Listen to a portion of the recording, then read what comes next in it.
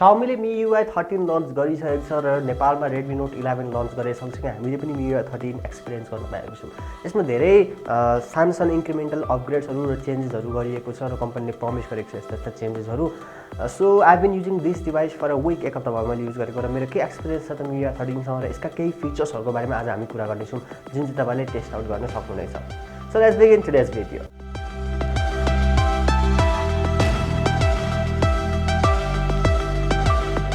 So MIUI 12 अनि 12.5 मा चाहिँ धेरै बग्सहरू थिए र धेरै कम्प्लेन्टहरू थिए कि त्यो साँच्चै 13 मा आएपछि त्यो रिजल्भ भएका छन् त, त्यो कुराहरू हामी यहाँ गर्नेछौँ। फर्स्ट भनेको चाहिँ यसले नयाँ फन्ट ल्याएको छ, मी सेन्स भन्ने फन्ट ल्याएको छ, विच इज पर्सनली राम्रो छ। म चाहिँ पहिला जेनरली फन्टहरू चेन्ज गरेर युज गर्ने गर्थेँ र अहिले चाहिँ म I'm sticking with that font. त्यस्तै यसमा वालपेपर्सहरू पनि 50 वटा अल्ट्रा एचडी वालपेपरहरू यसले इनेबल गरेको छ यो MIUI 13 मा आएपछि। र Xiaomi ले भनेको छ कि like 8K time laughs video लिएर त्यो वालपेपरहरू हैन डाइनामिक वालपेपरहरू बनाइएको भनेको छ।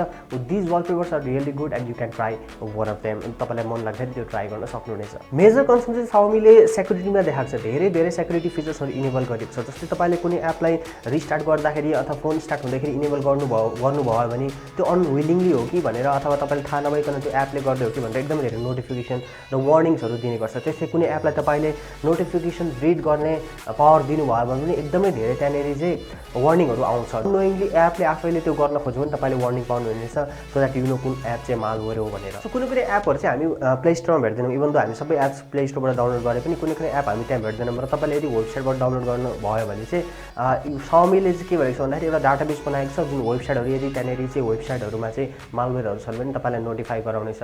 सो वेबसाइटहरूबाट पनि हामी एप डाउनलोड गर्दाखेरि पनि हामी चाहिँ अब चाहिँ यहाँ सेक्योर छ कि छैन भनेर त्यति बेला हामीलाई थाहा हुनेछ। त्यस्तै अर्को सेक्युरिटी अथवा प्राइभेसी फिचर्समा चाहिँ के दिएको छ भने तपाईँले कुनै पनि डकुमेन्ट स्क्यान गरेर कसैलाई पठाउनु भयो, बनाएर पठाउनु भयो भने तपाईँले त्यहाँनिर पर्सनल प्राइभेट वाटरमार्क हाल्न सक्नुहुनेछ। अर्को मेजर अपग्रेड चाहिँ मलाई के लाग्यो भने डाइनामिक विजार्ड्सहरू यसमा इनेबल भएको छ। पहिला पनि विजार्ड्स त थियो तर अब चाहिँ यिनीहरू डाइनामिक छन्। जस्तै विजार्डमा यदि पानी पर्दैछ भने रेनिङ त्यो देखाउने, अनि त्यसपछि अरू त्यस्तै डाइनामिक फिचर्सहरू इनेबल गरेको छ। रिमाइन्डर विजार्ड्समा पनि ड्रिङ्क वाटर गर्ने विजार्ड्सहरू, विभिन्न त्यस्ता विजार्ड्सहरू रिमाइन्डर फिचर्सहरू चाहिँ इनेबल गरिएको छ। त्यस्तै अर्को म्याजिक सिस्टम, होम सिस्टम भनेर इनेबल गरिएको छ मी म्याजिक सिस्टम। त्यसले चाहिँ के गर्छ त्यसले चाहिँ के गर्छ भन्दाखेरि तपाईँसँग यदि मी इको सिस्टम छ भने, टिभी छ भयो, स्पिकरहरू MI को छ भने तपाईँले त्यसमा सिमलेसली त्यहाँनिर कनेक्सन चेन्ज गर्न सक्नुहुनेछ। जस्तै तपाईँले मोबाइलमा युट्युब हेर्दै हुनुहुन्छ, तपाईँले चाहिँ ठुलो स्क्रिनमा हेर्न मन लाग्यो भने तपाईँले डाइरेक्टली टिभीमा चाहिँ त्यसलाई आइकन ड्र्याग गरेर सार्न सक्नुहुन्छ। अलिकति प्रब्लम के हुन्छ अरू ब्रान्डका टिभीहरूमा पनि यसले काम गरेको भए चाहिँ बवाल नै हुन्थ्यो, तर MI इको सिस्टममा मात्रै यसले काम गर्छ, which is also good thing किनभने they are trying to bring a close ecosystem. त्यसै साइड बार पनि इनेबल गरिएको छ सो द्याट तपाईँले कुनै एप युज गर्दै हुनुहुन्छ र एप स्विच गर्न चाहनुहुन्छ भने तपाईँको फेभरेट एप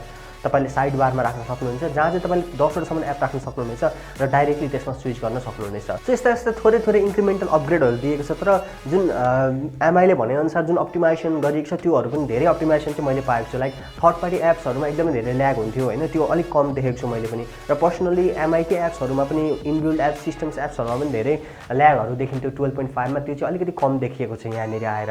सो रोड म्यापको कुरा गर्दाखेरि 11 सिरिज र 12 सिरिज Xiaomi को 12 सिरिज र MI Redmi Note 11 सिरिजमा यो आइसकेको छ र फर्स्ट क्वार्टरमा चाहिँ Redmi Note 10 सिरिजहरूमा पनि यो इनेबल हुन आँट्दैछ। So these were the major upgrades in MIUI 13। So म साँच्चै भन्नुपर्दाखेरि त्यस्तो ठुलो बिग अपग्रेड चाहिँ छैन होइन, तर सानो अप्टिमाइजेसन र सानो अपग्रेड्सहरू चाहिँ अभियसली दिएको छ। अभियसली यो MIUI 13 चाहिँ यहाँ Android 11 मा आएको छ। लेट्स सी Android 12 मा आउँदाखेरि कतिवटा अपग्रेड्सहरू अझै थपिने छन् वा थपिने छैनन्, त्यो हामीलाई हेर्न बाँकी नै छ।